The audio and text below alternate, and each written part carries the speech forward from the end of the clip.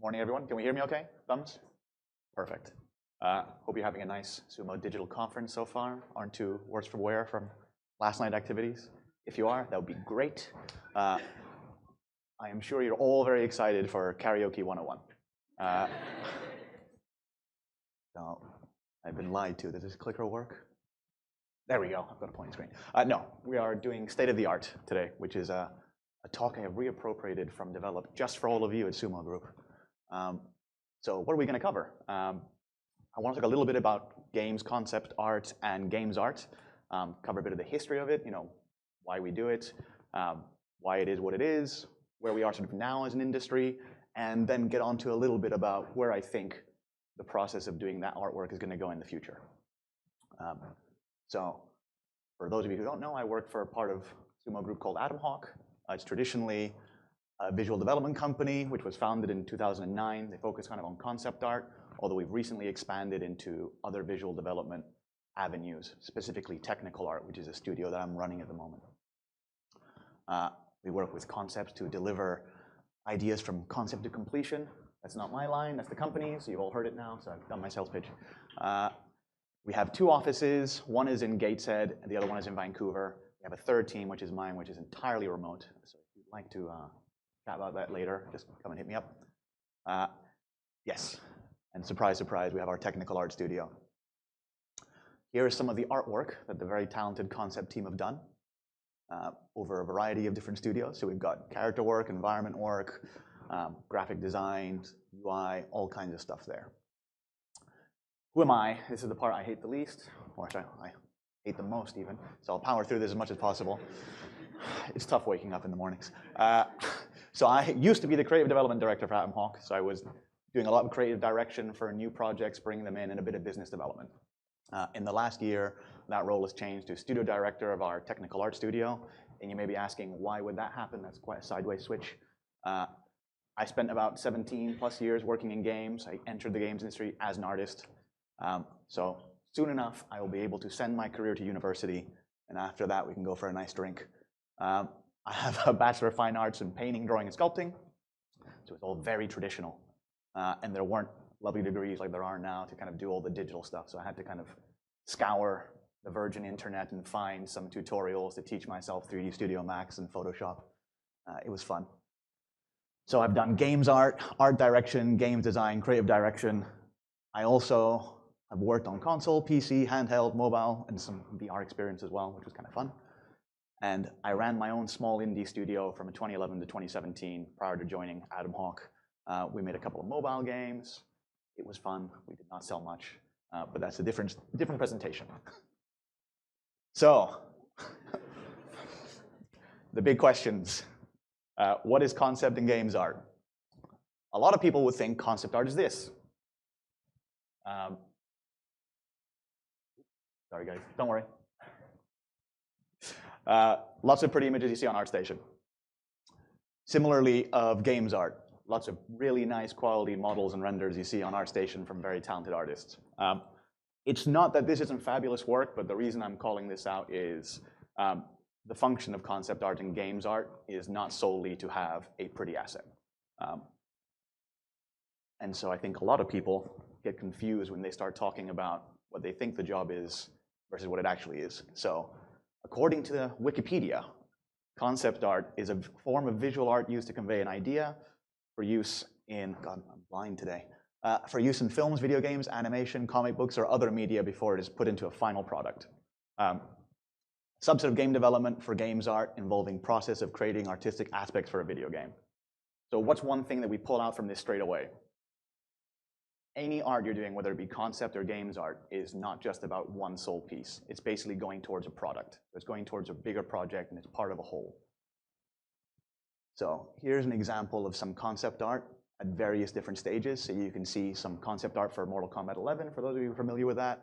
We've got a nice polished piece of rendering for Raiden there up the top, but there's also some line art there to help the 3D artist do a breakout from the front and the back. But then at the bottom, however, we've done an environmental piece. This was basically for some kind of centrifuge that you had to sort of take apart in a sci-fi shooter, which I can't remember the name of, sorry. But this one, because of the needs of the artist, essentially was done much more as line art. You just need to communicate that idea clearly, cleanly, and so it wasn't as rendered. Then you have the same thing with the PUBG bikes there. That was actually some skins that we ended up doing. And then finally, we have a piece of art that is entirely inspirational because it was for the Adamhawk art book cover. So the concept art is kind of flexing the different artistic muscles depending on what the need of the person who is going to be viewing it is, right? Joe Public, who's going to look at a pretty art book, does not necessarily need to have the same information as a 3D modeler making an environmental object, right? Same thing with character art and games art in general. We've got some great examples. Hopefully everyone knows these games. Horizon, Fortnite, Halo. I think that one was from Modern Warfare, and then The Last of Us as an environmental piece. So all great pieces of artwork, and undoubtedly the quality is very, very high from very big studios, but part of a larger kind of project and purpose, which we're going to dive a little bit deeper into. So what is concept art? Initially, it was started by the Walt Disney Studio back in 1930. A concept artist is an individual who generates a visual design for an item, character, or area that does not yet exist, hopefully. I think it's really important to touch on that. Obviously, a lot of people want to make fresh artwork all the time. I think we've reached a point in creative history where most things have been experimented with, but the challenge now is rather than trying to create something entirely new from scratch, it's understanding different pieces of art styles, different sort of visual history of development, and picking the elements you want to pull together to create something fresh. Concept art is highly iterative and collaborative. For those of you who are involved with it, as with any aspect of game development, usually the first thing you draw is not the thing that you end up with. You do lots of different sketches, color roughs, and you slowly funnel your way towards a final output, which 3 months down the later will probably be redesigned anyway. Such is the process, but it's a really collaborative kind of business, which I think is one of the great things about making games in general. It can be inspirational or descriptive. A lot of the artists I know tend to want to lean towards inspirational. They want to do the really cool artwork that someone looks at and goes, wow. But more often than not, in the purpose of games, it needs to be pretty descriptive. So you want a bit of both because ultimately someone has to make this thing, and it's usually not the concept artist.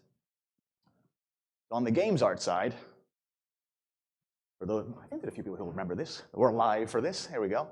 Early 1980s, art began to become more intricate. So we went from Pong to Pac-Man, which was a big jump. We started to see some nice arcade games, motocross, other things kind of happening there. And slowly over time, we become more and more sophisticated in the needs of game art. So we've gone into 3D in the mid-90s. It is also highly iterative and collaborative. I'm sure most of you will have worked with your leads, going back and forth on the final look dev of your 3D assets, whether it's the final proportions on the character, tweaking the textures or the shaders. You know, there's a lot of back and forth to land at your final result. One of the key differences between game art and concept art, however, is that games art as it stands has a huge amount of technical requirements, much more so than it did 15, 20, 30 years ago. Going back to that, for all of you who do work as games artists here, I am sure you all have your different specialties. And when you think about the amount of different processes and techniques you guys have to use to get to your final asset, different modeling techniques, unwrapping, rigging, exporting, bake your normal maps, cleaning up those normal maps, baking all the AO and cavity, getting that into Substance Painter, all of that kind of stuff until final asset. It's a lot of steps compared to drawing some pixels, right? And I think technically part of the issue we've had as an industry is that it's a large technical barrier for new people to come in. They can't just pick up a pencil, start drawing, and go, cool, I've made a 3D character for a game. There's a lot of steps to go into it. So why do people do this stuff? As you can see for concept art, and this is awful for someone who works at a concept art company and sees lots of beautiful art, but the main purpose of concept art is speed. So good, I said it 3 times. It's speed, speed, speed, and that is because the whole purpose of concept art, yes, it needs to be inspirational, it needs to be descriptive, it needs to be iterative. You iterate, fail fast, as much as humanly possible, as quickly as possible, and it is the cheapest way of doing so. If I had to go and ask the teams here to go, cool, I want to see 30 concepts. If you could model them all in 3D and texture them and get them in game for me before I evaluate them, it would be a nightmare. You spend a lot of budget, you spend a lot of time, people will get very frustrated. So it's the most effective way of trialing your ideas to get to something you hope will be the final result. So the focus in concept art, as much as some artists may hate to say it, the job by and large is to serve the purpose of the piece. And you want to basically make sure it's a bit less on the craft. It's not how well do I render metal? Did I draw every pore on this character? It's more about how well did I communicate what this piece needs to communicate. Is it a great gun design? Is it clear for the 3D modeler who's making it? Great. Is this a piece of marketing art? Am I communicating to the general audience what this game is? Wonderful. It's that kind of stuff. For in-game art, you're serving the game at a grander kind of scope. So hopefully, with the in-game art, you've got some consistency that allows users to have a sense of immersion, right? You're building a world they feel intrigued in, and you're hopefully improving their understanding of what kind of game they're playing. If you look at most of the games you guys all enjoy, there's a very coherent through line visually into why it looks the way it looks, how that impacts the world, how the world and the characters impact the gameplay, and all the visuals should be sort of in line.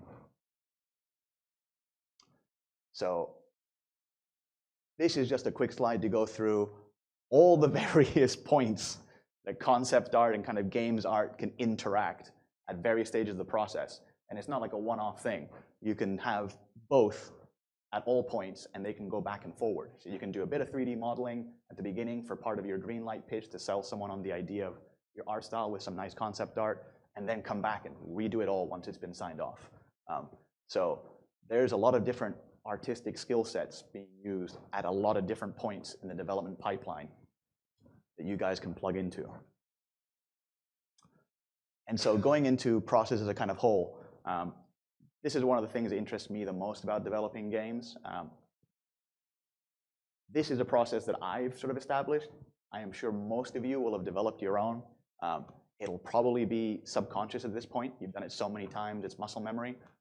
I like to think that it's good to have some awareness, because often, when you're just doing your work, you can get into the zone and spend hours noodling away at something, and you realize that even though that corner of the room is beautiful, you probably should have spent a little bit of time somewhere else. And so having an awareness of what you're doing, why you're doing it, what is the purpose of this piece is really critical. So what I usually break this out into is purpose. So what is the aim of the thing that I'm making, whether it's concept art, game art, asset, whatever. Who is this for? Who is the audience that's going to be seeing this? What tools, so what parts of my skill set are the most appropriate to use for this, right? And then drama is basically, how do I communicate this in the most direct way possible? I don't want to have any bells and whistles. I just want to get from point A to point B as quickly as possible in the clearest way. So before I get into some examples of that, little sidebar, just plugging this book. I don't make any profit from this, but this is a book that I love. Hopefully some of you may have seen it. Show of hands. Yes, Peter. Excellent. I discovered this book a long time ago. I have like 3 or 4 copies, so I can keep giving people copies. It is supposedly about understanding comics, but really for those of you who have read it, hopefully you'll agree, it's actually more about the psychology of visual narrative. It dives into a lot more about the history of human kind of visual development, why we perceive certain shapes, colors, visual language, the kind of emotions they inspire, the narrative they inspire. And so I think, as games artists, let alone kind of game designers, having a fundamental understanding of the history of why we perceive things the way they are and when to kind of push and pull things is really, really critical. That's one of my favorite examples where they're kind of talking about the amount of information you actually need for someone to perceive a face as a face. You could go from something very hyper-realistic to an emoji, but the intent is still there. And so it's the kind of thing that I always sort of encourage artists I've worked with to consider when they're doing their work. It's like, yes, you could be at this end, but what's the most responsible thing to do with the time you actually have? What's going to communicate the clearest? If it's the one in the middle, please do that. So some examples of this process in action. The purpose, we're making a BFG. Who is the audience? It's definitely game players. First-person shooters who, players who think they're the chosen ones. I'm sure they all are, absolutely. The tools we have, we've got some line work, some ortho, some flat tones, 3/4 viewed rendered, and a proxy model. I'm going to give this to some 3D artists to make, do up. And then what's the final output I made? I made some nice 3D models, a clean sheet with some different orthos, and that's what we're presenting. Another example. It's management time. We need some game art. We're making a new game. What is it? I don't know, but you're going to make me happy and work it out. Who is the audience? Definitely that person. That's not saying that management doesn't have any kind of clues, but more often than not, they're not as close to the game development process as you guys might be, right? They're somewhere between the audience and a game developer. So you've got to make sure you're communicating in a way that they will understand. So what do we got? Well, we've got this green light pitch. Let's do some concept art. What are the most evocative tools I can pull out? Okay, good composition, good color and lighting, a good atmosphere, and the right level of detail. Not all the detail, just enough to get across the idea. There we have our new IP image. Something kind of inspirational. It implies a lot. It's not too defined, but it gets people excited, right? And it's something management can look at and go, ooh, tell me more. So, another example. This is not animating well. There we go. Sorry. Spoilers. Purpose. We're making 3D character for a game. The main character. Audience is definitely that person who's really enjoying himself. And the tools. All the classical game art tools. We've got our 3D modeling, our 3D sculpting, our color palette, our shaders and effect, animation, level of detail. When I say level of detail on this one, I always find it really funny when we talk to games artists and they're like, oh, yep, sculpted all those pores. Cool. How big is this character going to be on screen? 250 pixels? Wonderful. You're going to see all of those on that texture. It's not going to be mapped at all. Maybe we should be tweaking this slightly, so that people are getting the maximum benefit out of what they're seeing. But yes, that's a beautiful example from God of War. But actually, it's a really great example. If you guys go and look at more screenshots of God of War, you'll probably see that Kratos, they're going for that kind of stylized realism. He does have all his pores on him, but they're not one-to-one human scale. All the details have been magnified a little bit so that it's easier for the eye to perceive, and you're picking it up and you're seeing all that effort. You can't see the effort, no point doing it, right? So I have a slide for you of stage by stage of some concept iteration from very rough sketches, continuing with around the feedback to some more rough sketches, down to, hey, we're using some 3D blockouts now to start moving the image forward, to a kind of final result that's a mixture of 3D and photo bashing and some paint over. Here's another example of the same process, but with an MK character. And the important thing to note about these slides is, yes, there's iteration, there's sketches, but it's not like you have to do the same thing every time. At Adamhawk, we tweak the concept phase based on a particular project. So for example, on the NetherRealm side of things, they only do 5 black and white sketches for a character at the first round. For other clients, we might do 15, 20, 30. We do it this way because the client, Ed Boon, is not the most visual person. So he needs to see a certain level of detail to the design before he can make a decision. And so we adapt the process. And that's what you need to do with every game, with every project, with every client. So we adapted that process. He goes down to 3 that he likes. And you'll see that the final result is usually a mix and match of elements from various of the designs that the client kind of prefers.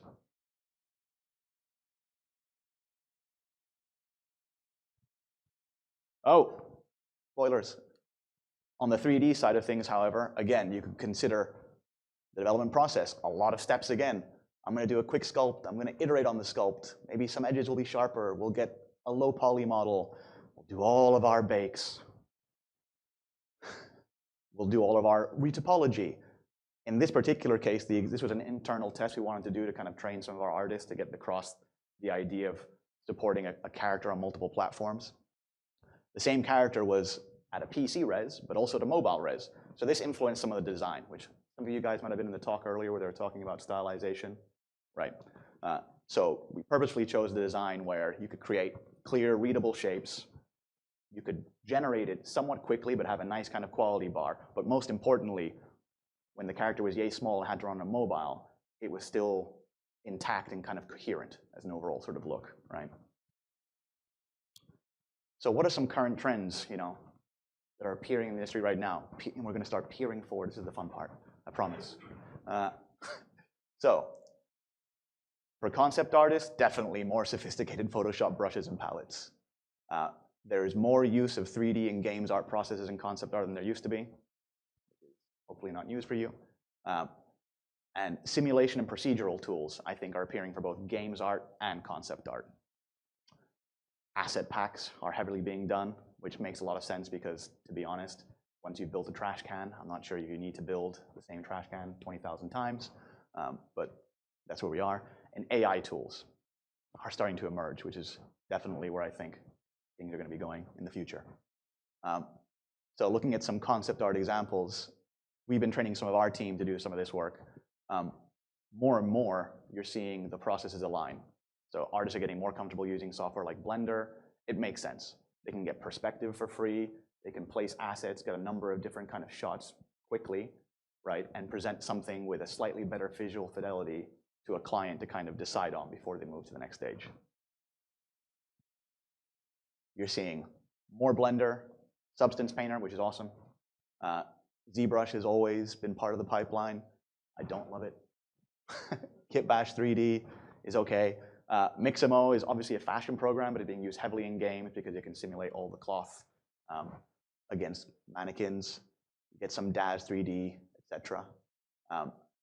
Going into the AI sphere, I know a lot of concept artists and games artists that are starting to use tools a bit like Gauguin. You might have heard of Midjourney, where you can start to feed in either different images and give it keywords that will generate an image, or you can tag a certain texture to a color and then paint that shape and it will fill that in. Or, for example, doing concept creation for the faces with something like NVIDIA's GANs there. Skip a slide. Yeah, we'll talk about this a little bit more, but this is definitely the direction of travel. So why is that the case? Well, let's look at it. When we consider making a character for a game, and this really does vary depending on the game, but I'm choosing Mortal Kombat because that's a fairly character-focused game. The characters are large on the screen, front and center, they have a high level of detail, so they're spending a fair amount of time in development. On the concept side, it's anywhere between 5 to 10 days of a concept artist iterating back and forth with the client. One artist, usually good enough.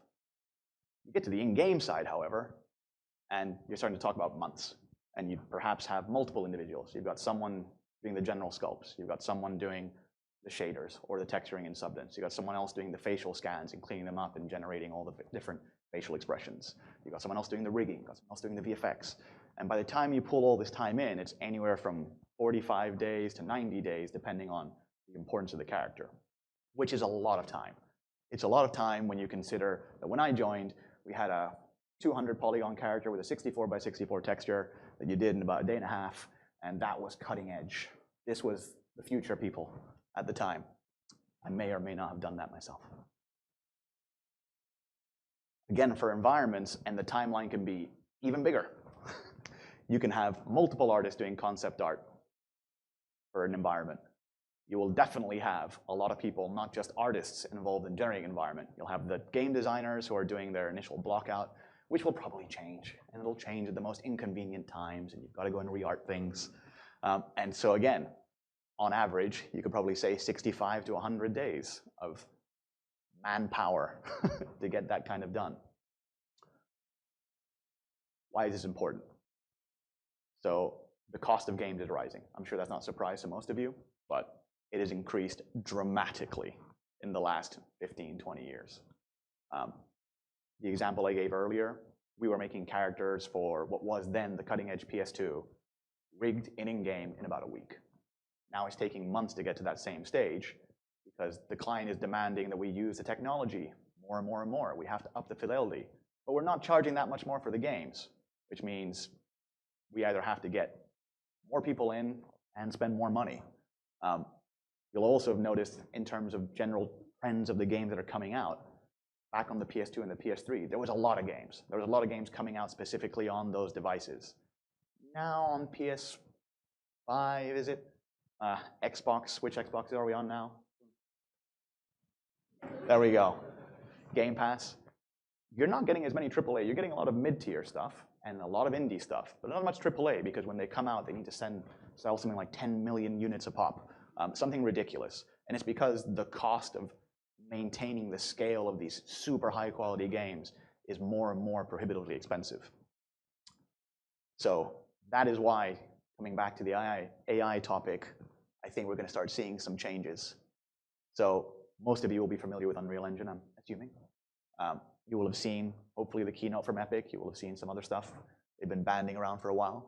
But Epic is, I think, a good example of a company who is really pushing not just for games engine, but pushing tech in general to help overall development. And not just with Unreal Engine.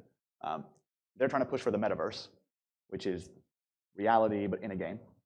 And so they're pursuing a lot of tech that will help with that. So photogrammetry applications, you've probably seen the one that Quicksilver have in beta right now, where you can go and scan any object, turn it into a PBR asset, use Quixel Bridge and bring it straight into Unreal. Their own version of Substance Painter, in case you wanted a free one.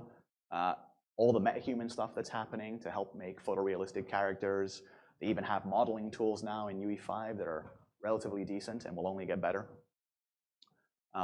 What they're not tackling, however, is anything that's not photoreal.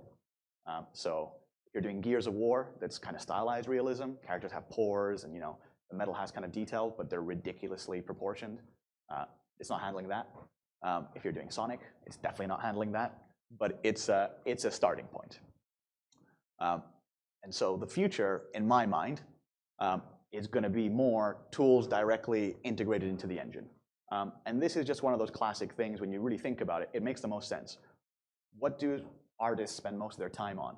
They spend most of their time on working in other applications to eventually put in a game engine to see what it looks like and say, oh yeah, that's not quite what I expected. Can I go and tweak my texture, tweak my shader, tweak my mesh, etc. So really, the most valuable thing for us as developers, but also for the clients, is if we are working at the final source of truth. If at every moment you were working in the engine, and so you were going to be able to confidently say, this is what this thing is going to look like, that's the ideal scenario, right? Once we reach that stage, then hey, concept art, game art, what's the difference, right? You're basically being able to say, I'm going to go make some art. It's going to be concept art, but hopefully it can be used directly in the game, which would be a wonderful dream. Really, really important. I know a lot of the artists using kind of kit bashing and stuff like that. It's a great tool, especially on the concept side, to help things get up and running. However, the problem with all those systems are they're very static. So that object is that object. The textures are usually baked. They don't have any kind of parameterization around them, and so there's not really much else you can do. So I think in the future, what you're going to start seeing is smart assets. Houdini is probably a good example of applications that are starting to create this, but you're going to see more of that. You're going to start seeing more tools where I'm going to go and take a tree, and it's going to be a photoreal tree, and then I'm going to turn it into a Tim Burton tree. I'm then going to turn it into a Zelda tree, and there will be options within the editor to allow you to do that. And then finally, I think we'll start to see more AI to basically take away grunt work, right? Take away grunt work and also make it more accessible. The example I usually give to people is something like YouTube or Instagram, right? The barrier to entry is very, very low. What is Instagram? It's an application for generally posting photos, occasionally the odd video, but really photos, right? Everyone has a smartphone nowadays. They can take a picture and they can post it on Instagram. Getting it up there is super slick, quite intuitive. Even if you've never used it before, you can probably work it out. There's a bare minimum of literacy in terms of using applications that you need to have, right? And that's ultimately where I think game development is going to go. Going back to the kind of technical barriers I touched on at the beginning of game art, as an industry, we can't really afford to keep having that. It just takes too long to train people. We're spending a lot of time on stuff we really shouldn't. If you think about the amount of time you're probably setting up actors in Unreal, and checking different flags for, oh, is it got the right physics calculation? Is it shadow casting the right thing? Did I put it on the right lighting channel? Like, those aren't artistic decisions. Those are game by game driven decisions. So really, if we can have tools that handle more of that, so artists are spending more of their time using their art brains, making valuable artistic decisions, that's really what you would want. But also the side benefit of this is, if we can democratize the process because it's much more accessible to people, we're going to start getting not just much more people who can come in and do work and contribute and help make games faster, but we'll hopefully also lower the time it takes to make games, which means we'll start to see more games rather than the 3 or 4 games that have to sell 10 million every time. We can start to go back towards seeing a lot more variety in games, a lot more risk, and a lot more fun, hopefully. And for those of you who start freaking out, worrying about, well, what happens if everyone on the street can go and make a game, I would again point towards Instagram and say, everyone can take a photo. That doesn't mean that everyone is a fantastic photographer. It just means the access barrier will be low. But artists should still have a considerable leg up, right?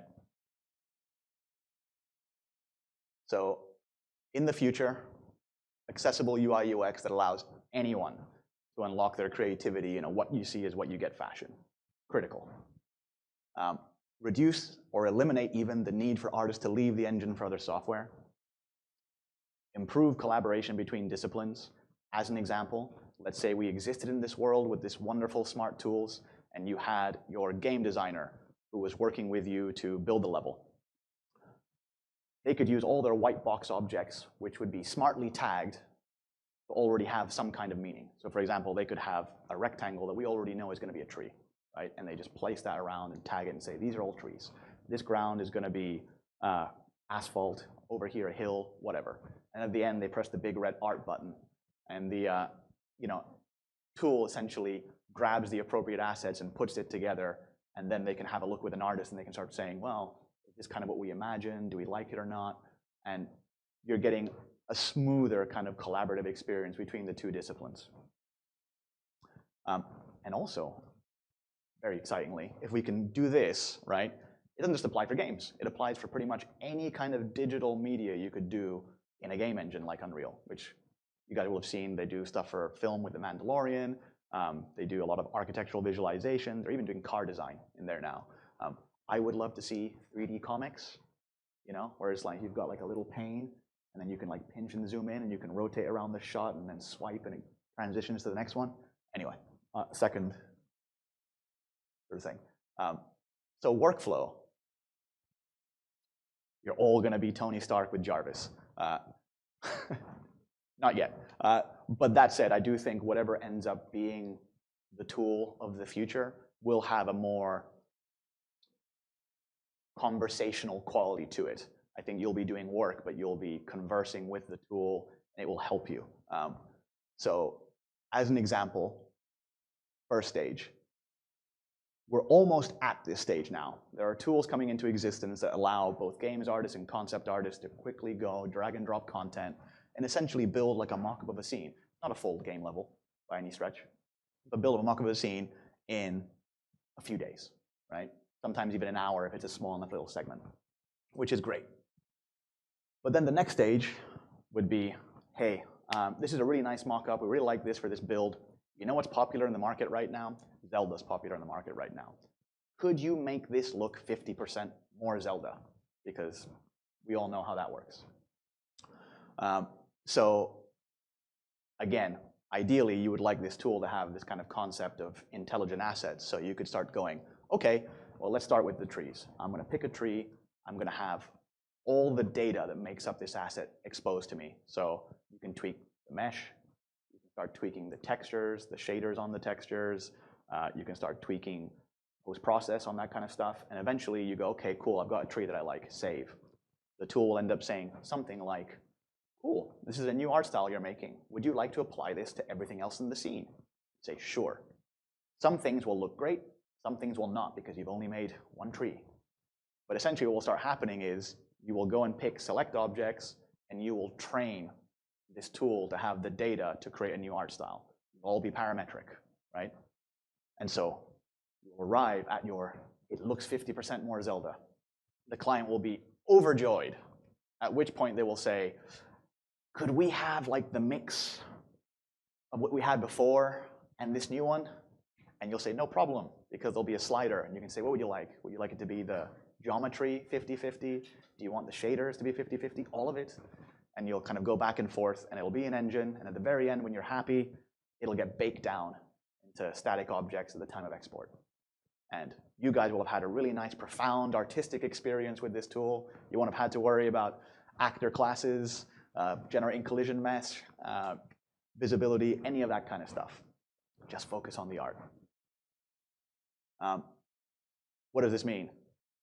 It's not the end for artists. All of your skills are not irrelevant. In fact, they're very, very valuable. But what it does mean is essentially, hopefully, all your art directors are already telling you this, but really, you should all be striving to essentially become art directors, right?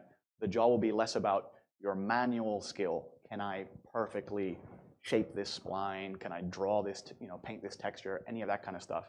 And it's going to be more about your artistic eye. Are you making good design decisions? Have you got a good composition for your environment?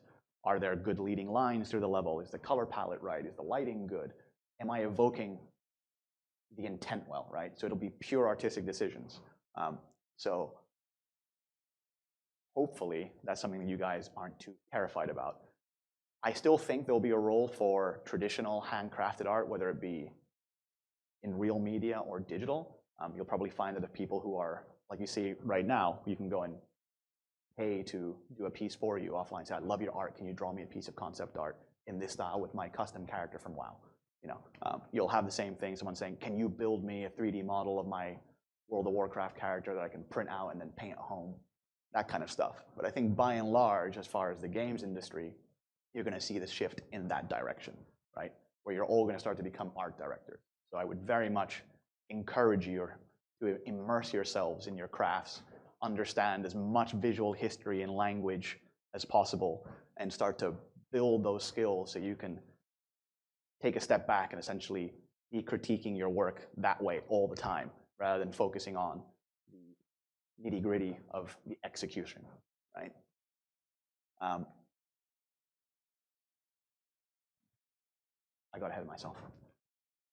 And that's it. Any questions?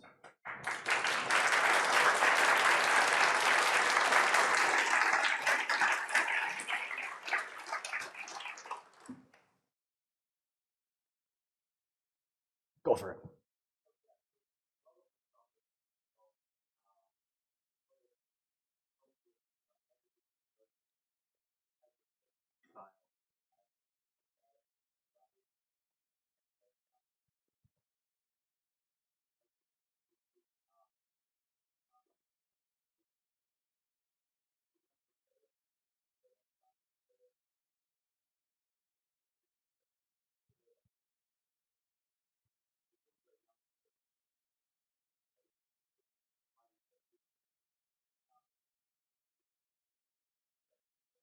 Yep.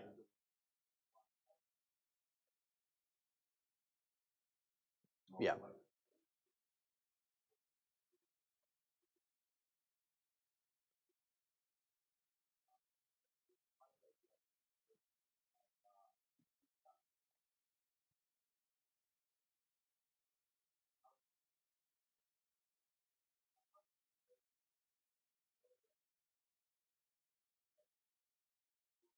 Yeah. Okay. Lots of questions within the question. Right. So the first one, in my opinion, I think probably the reason you're seeing a lot more of the real kind of content is because that's what most people outside of games, in terms of audience, expect as high fidelity, right? And so people are trying to chase that because most AAA games have an element of realism, and so it's just the first step in the problems to solve. So I think that will start to come first, which is what we're seeing, and then people will start to ask the questions of saying, this is great, but how do I make this look, more Disney, more Pixar? How do I start to bring in more of that handcrafted sensibility? And then they'll start to develop tools that do that.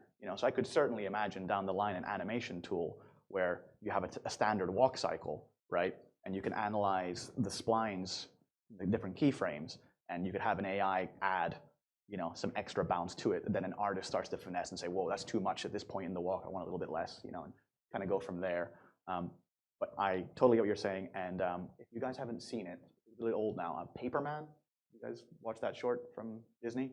that was really cool. So that was a mix of 3D, and then they developed like a tool where they could draw kind of hand-drawn art that was projected onto it as splines to give it that kind of quality. So I think essentially we're going to go for realism and then recapture the rest.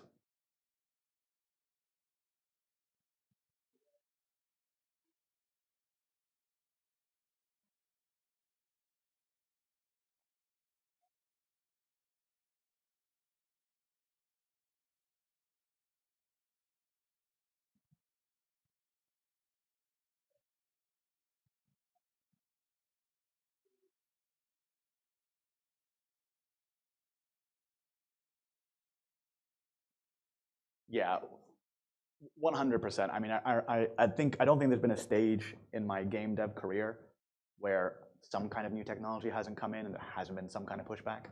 I think the biggest one I can probably remember is probably when Substance, and actually Quixel had their own version of it at the time as well, but early 2010s when that started to become a thing, all the texture artists in the universe were like, oh my God, no, this is terrible, and you will never get as good a result, and I've got my photograph library that I'm going to go and overlay and hand paint in all my textures, and it'll never be as good as that, and what are they doing? Even though it was, from my point of view, removing a lot of grunt work. Without getting too philosophical, I think it's tricky. I think a lot of people spend a lot of time investing into certain skills, and again, that's why I always sort of try to advise people to think of the product, not just the skills. It's not that creating art shouldn't be a joy, and there's no craft in what we do in games. There's a lot of it, but it's not about you, right? It's about the product, and ultimately, your one asset. There's no point in that being the most polished asset in the universe if everything else doesn't look the same standard. And so you need to have a sort of an eye about what is good enough, what's responsible for this project, where else can I kind of spend my time. And when you start to get in that kind of mindset, it drifts away from the, I need to prove I'm the best at this that I can possibly be all the time. You don't care so much about showing off that I rendered this metal. You start to look at more of like, well, there's 20 of these things that need metal, and we need to get this whole game looking this good. And so what's going to help me do that in an effective way? And I think I was pretty confident saying now most people have embraced Substance and tools like it. They use it as part of the workflow, and they don't question, do I know what the exact PBR value for the roughness of this material is? To know, they're quite happy to get on. It generates an initial output, and then they give their artistic time into polishing that output because it's never perfect, right? And so it's going to be very much the same thing, but on an artistic level, I get it. It's frustrating to spend thousands and thousands and thousands of hours getting really good at something to then go, oh, well, that's not as important.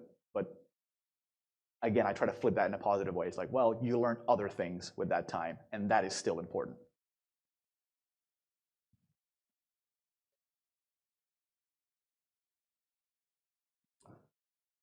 I can't go into too much detail about what we're doing at our studio. We have a little bit of R&D on the side, and I can talk a bit about that.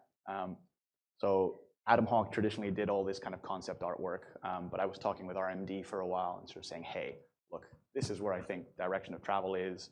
We need to be preparing our artists for it. We need to be helping Sumo Group, doing other kinds of stuff. And we set up this tech art studio that is work for hire. We do UI, UX, and tech art, but we also have kind of like a little R&D branch. So for example, can't show it to you yet, but one of the things we just did, we had a client who, if you go and look at our website, you can probably guess who. We do the ending cinematics. They're these kind of 2.5D cinematics, which is layered artwork that our concept team produces. They basically came back and said, we want you to do the next batch of endings for our next top secret title, and we need you to improve a few things. We need you to improve the consistency. What they meant by that was, because there's literally hundreds of these panels, that's not one artist's work. That's several different people generating this artwork. So sometimes the art style wasn't consistent on a project that scale, right? We want to improve the likenesses to our characters and the anatomy to our character models. And so they offered our concept team, hey, we can give you Unreal, we can give you the entire game, and you guys can go and mess around with the assets and stuff, which, all due respect to our concept artists who are very talented and might be touching some surface level 3D, I think they would have had a heart attack if they'd had to open stock Unreal and just mess with that. So what we actually did was we wrote them a tool in about a couple of months where they open Unreal, press a button, and they essentially get an overlay that hides all the nastiness, has very simple functions, and basically we do a lot of the heavy lifting in the background. They can pick a character from said project, spawn it, and when they spawn it, we are automatically assigning the collisions, the correct skeleton, animations, hair, the whole kind of thing, putting it together for them. We built a really simple custom kind of control rig for them where they can manipulate it and make custom poses. They can load in-game animations. We gave them some sliders and color pickers to do a day and night system or load from the client's HDRs. And so basically we built this tool that has allowed our team of concept artists, and I think I gave them like a 30-minute training session, to go off now and generate the base for all of this artwork, which they're then going to and adding additional kind of polish to on top.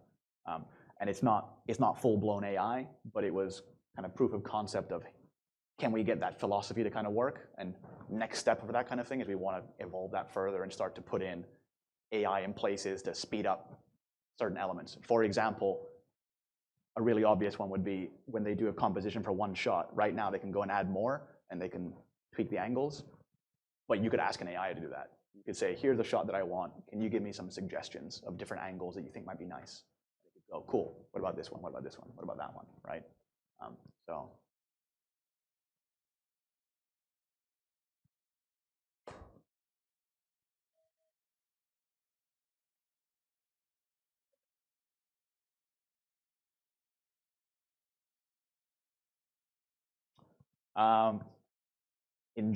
Enjoy your art as much as possible. Immerse yourself in the stuff that you love, which most of you do. But I would say just try to understand the art, why you think it's successful, why you love it. Then go and look at some other stuff that maybe you haven't always appreciated as much, it's not your taste. But try to understand why it is the way it is, the visual history behind it. Absorb as much as possible. Look at the artwork and your jobs beyond just literally what you're doing. So if you're a character artist, go and spend a bunch of time looking at environments, why they exist, why they're successful, when they're not successful, all of that kind of stuff. Because I think even if you end up being a character artist in the future with these new tools that change your process in terms of what you're manually doing, it's, again, you're making a game. So it's important to sort of understand the whole and how your decisions will impact everyone else's work.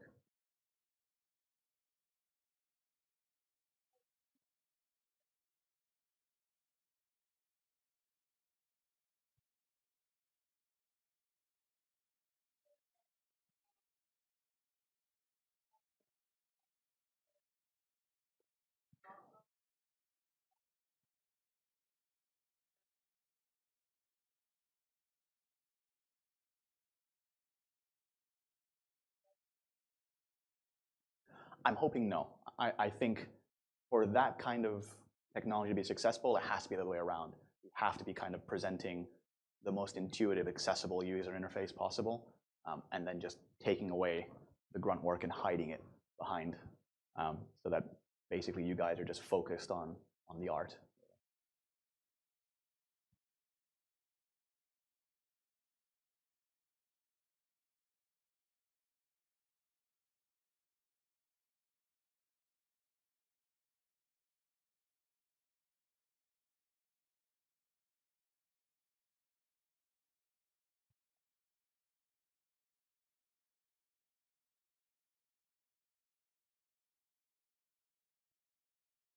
Yeah, I mean, you see it already. I mean, someone mentioned, is Megascans really art?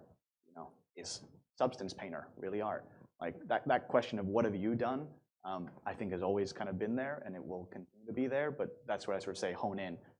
All that will happen is if everyone has access to the same tools and the barrier for creating content is low, it's just going to be about you individually. What are you bringing to the table with those tools that is unique or that is better than what someone else has done? And that's why I think like the Instagram or YouTube comparison is apt. Everyone has the ability to take nice pictures or put a video up on YouTube. Doesn't mean they're making engaging content. I would be terrible at making a YouTube video, right? Yeah, I think that's pretty much it. I'm being told to decapitate myself, so If anyone else has any questions, I'm more than happy to chat outside.